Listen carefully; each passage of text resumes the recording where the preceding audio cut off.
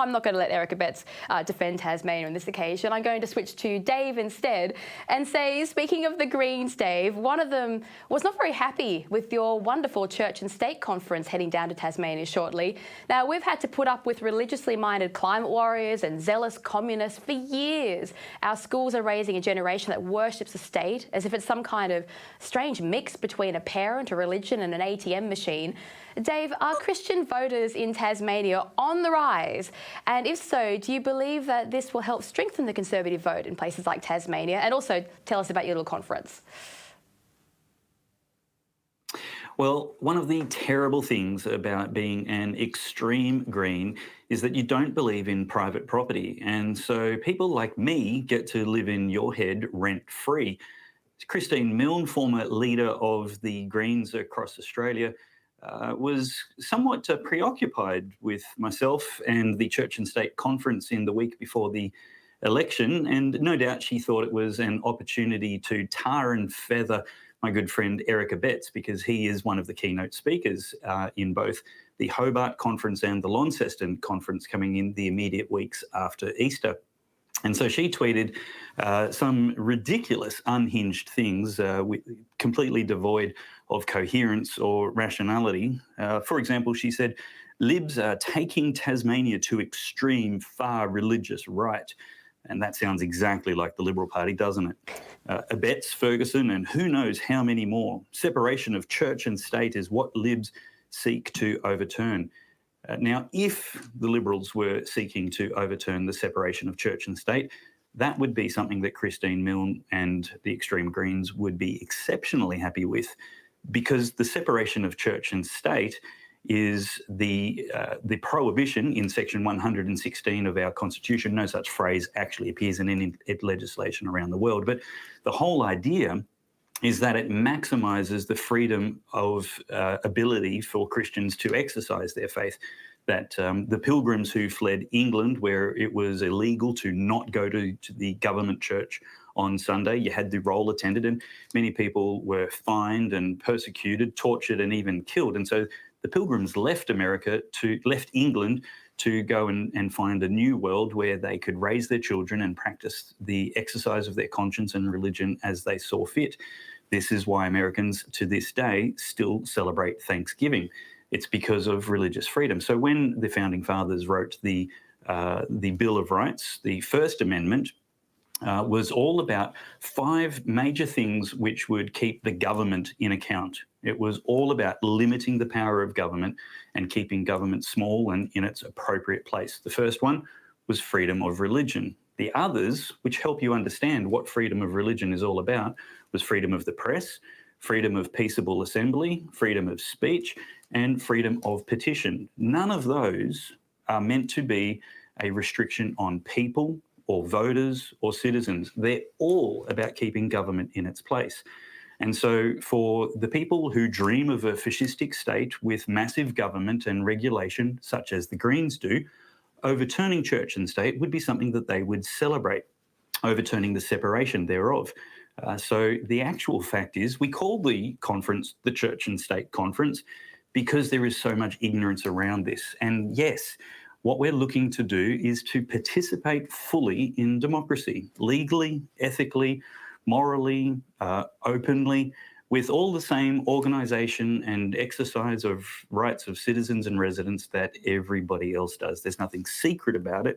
And there's certainly nothing unchristian about it, because Jesus, in his most famous sermon ever, said that we should be salt and light. And he went to great detail to say that this should be very, very public, not private, not just in church on Sundays, but like a city on a hill, so that people from far away can see exactly what's different about us, what we think and what these ideas are. So this conference is not about forced conversions or compulsory baptisms or marking your name off a roll when you do or don't come to church on Sunday. It's nothing about compulsory devotion. But like government, religion is very interested in not only our relationship with God, which government has no business in, but in our relationship with each other. That's the purpose of legislation. Everybody has a vote and a say on policies which affect how we interact with each other And so it's a very natural relationship for people who love their neighbours to therefore be interested in the public square. Well, now, if you're church and state really, is basically educating Christians and just saying, guys, we're in a democracy, let's not be silent observers on the sideline. I was going to say, if you're really, really lucky, Dave, your key speaker, Eric, will annoy Albanese enough for him to promote your conference for you. And that would be a wonderful turn of events. Look, I was going to throw this question out there. I was going to let you fight, but I think I might actually give it to Eric first.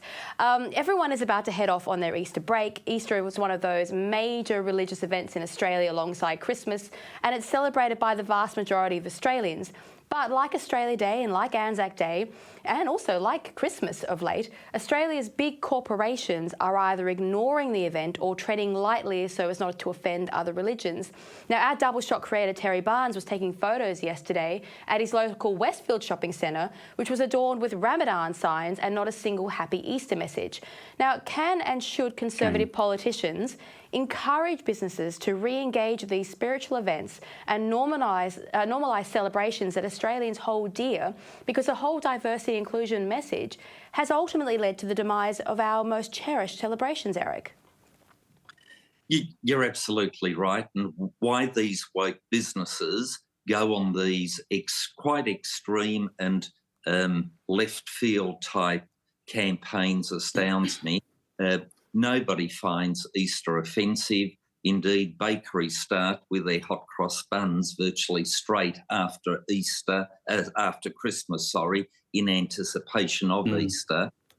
Easter is something that is one of those very important celebrations and considerations, because from the Judeo-Christian ethic and history, it is the hope for humanity. It provides hope. And what people need more than anything else in life is purpose and hope.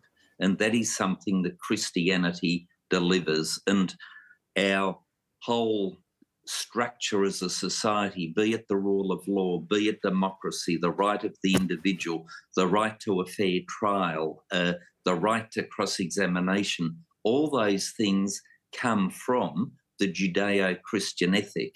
And it is the worldview on which our society is based. And what I say to people is, if you don't want the Judeo-Christian worldview, with what would you seek to replace it?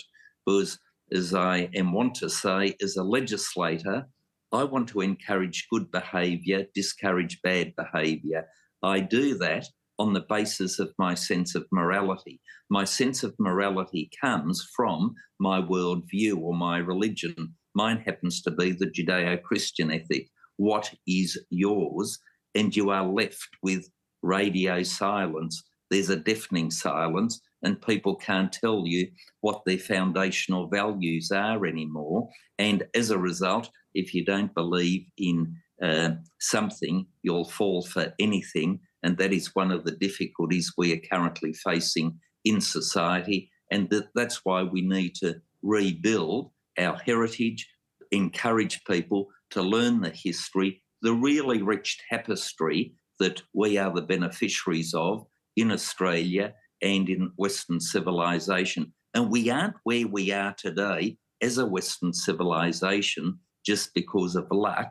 It is because of those values that have made us the envy of the rest of the world. And for some reason now, we're supposed to be guilty that we have founded a society on a foundation that has served us so exceptionally well. And the house cannot keep standing if we allow the foundations to be continually undermined. And that is why Church and State is such an important conference. And to any Tasmanian viewing, I would encourage you to come along and have a listen.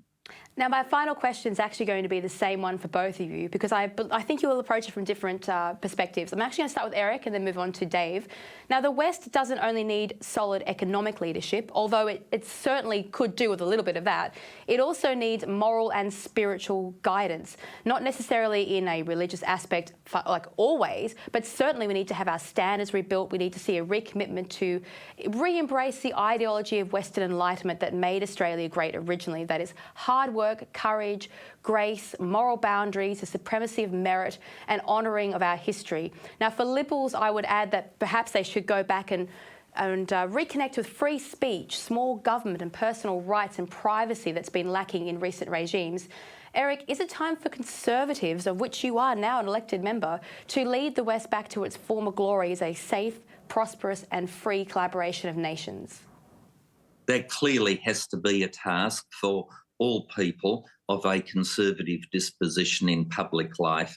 There is such a wonderful, rich heritage that we are in danger of losing. We need to rebuild it, fortify it, and advocate for it, because it has served us so exceptionally well. And those fundamental freedoms, and people talk about freedom of religion, sometimes a bit too often from my perspective, because my view is if you fully embrace freedom of speech and freedom of association as two absolute fundamentals, then freedom of religion becomes a subset of that, and our discussion shouldn't be so much about freedom of religion, but about freedom of speech and freedom of association. And those fundamentals have made our society as good as she is, imperfect as it may be, so much better than the other societies. And the best test of that is, as I often want to say,